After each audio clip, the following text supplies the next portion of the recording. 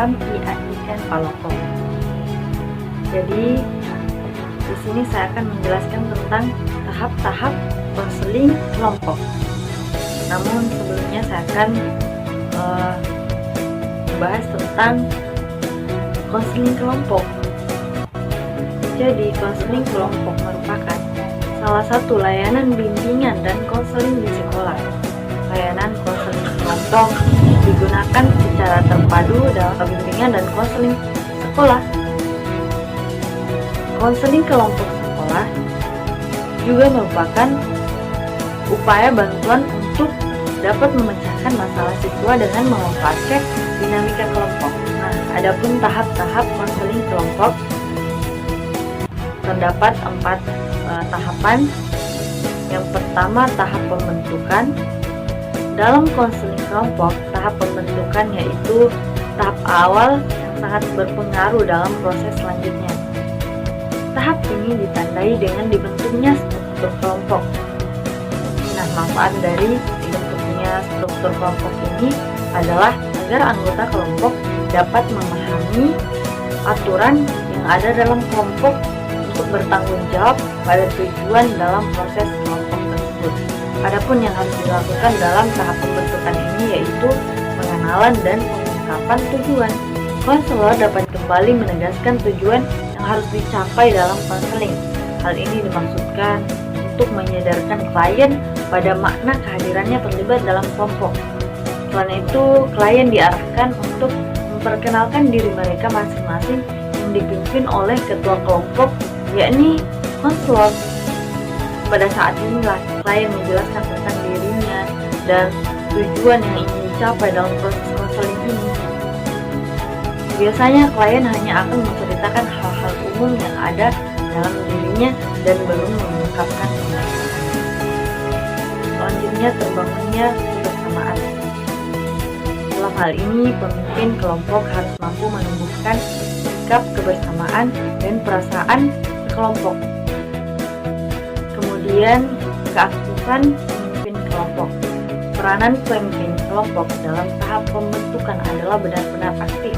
Pemimpin kelompok perlu memusatkan usahanya pada penjelasan tentang tujuan kegiatan, penumbuhan rasa saling mengenal antar anggota, pertumbuhan sikap saling mempercayai dan sikap menerima, dimulainya pembahasan tentang tingkah laku dan suasana perasaan dalam kelompok. Selanjutnya tahap kedua yaitu tahap pengertian. Hal umum yang sering muncul pada tahap ini adalah terjadinya suasana ketidakseimbangan dalam diri masing-masing anggota kelompok.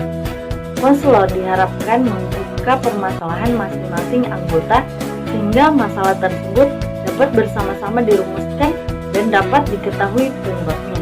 Walaupun anggota kelompok mulai terbuka satu sama lain, tetapi dapat pula terjadi kecemasan, resistensi, konflik, dan keenggangan anggota kelompok.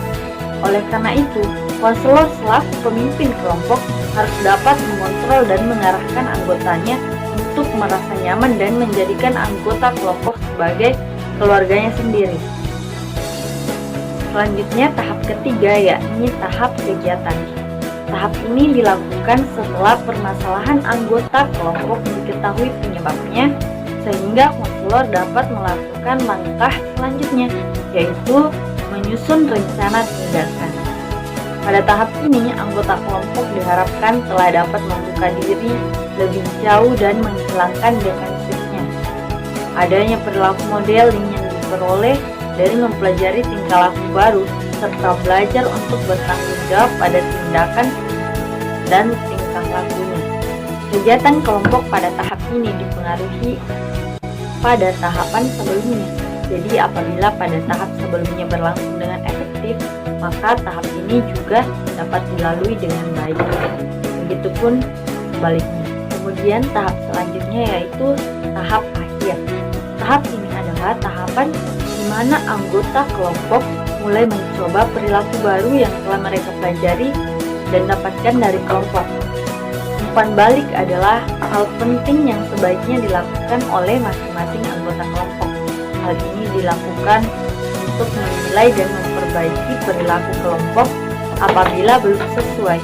Oleh karena itu, tahap akhir ini dianggap sebagai tahap melatih diri klien untuk melakukan perubahan. Sehubungan dengan pengakhiran kegiatan, Prayitno mengatakan bahwa kegiatan kelompok harus ditujukan pada pencapaian tujuan yang ingin dicapai dalam kelompok. Kegiatan kelompok ini biasanya diperoleh dari pengalaman sesama anggota. Apabila pada tahap ini terdapat anggota yang masalahnya belum dapat terselesaikan pada fase sebelumnya, maka pada tahap ini masalah tersebut harus diselesaikan. Konselor dapat memastikan waktu yang tepat untuk mengakhiri proses konseling.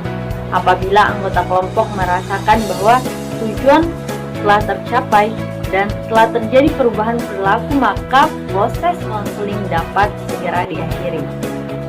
Setelah tahap-tahap konseling kelompok, sekian, wassalamualaikum warahmatullahi wabarakatuh.